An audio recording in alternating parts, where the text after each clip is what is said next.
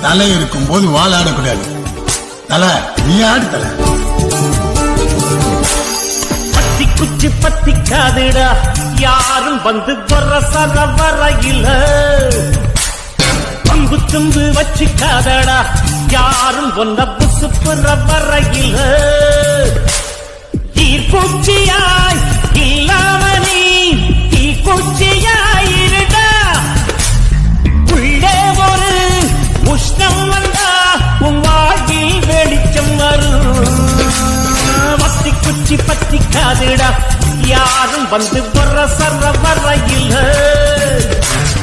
Pump தும்பு வச்சிக்காதடா யாரும் வந்த புசு புற வரையில.